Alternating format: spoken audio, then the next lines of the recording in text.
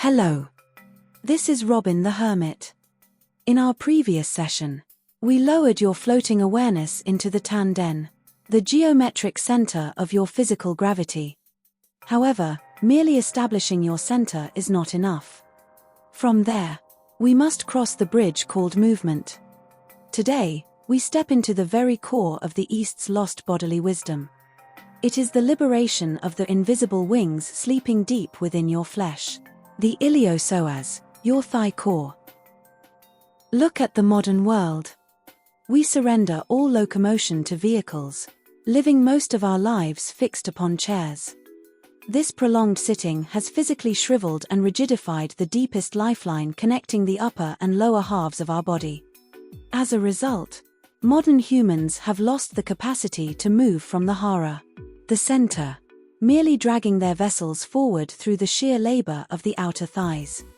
This is the true nature of the physical fragmentation that mirrors the floating anxiety of the mind. Furthermore, modern fitness instructs you to build up an outer shield. Hypertrophied quadriceps designed for display, rigid abdominal walls. This is the armor of ego. When you attempt to navigate space using only outer muscles, atypical movement, massive friction is generated within your own vessel.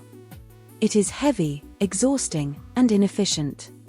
The samurai did not construct armor within their flesh, they unlocked an inner engine. What is this hidden engine? Modern anatomy calls it the Iliopsoas, the collective term for the psoas major, iliacus, and psoas minor. Buried deep beneath your internal organs, it is a ghost muscle that directly bridges your spine, thoracic and lumbar vertebrae, pelvis, and femur. It is the only muscle in the human body that spans the upper and lower halves.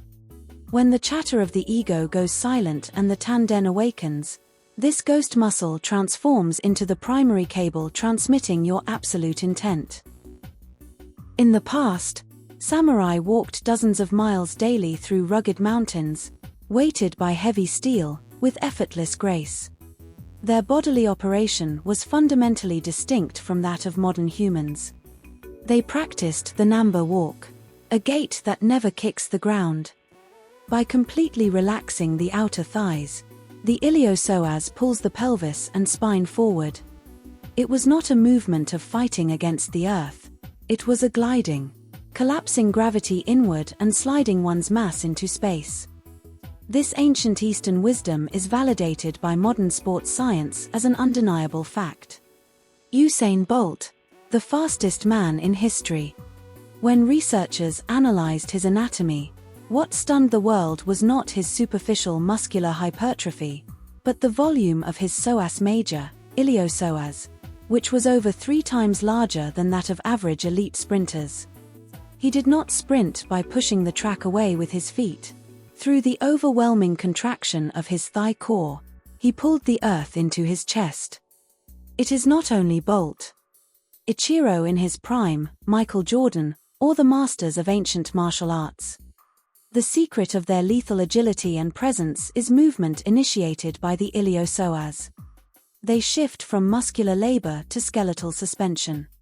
No matter how chaotic or violent the environment, their head, their vision, remains anchored in absolute zero stillness, completely unshakable. Outer muscle-dominated movement is merely a defensive reaction born from brain-centered anxiety and fear.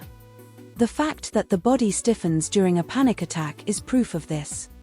However, when you drop your awareness into the tanden and initiate movement from the Iliopsoas, a radical shift occurs in your skeletal alignment and nervous system.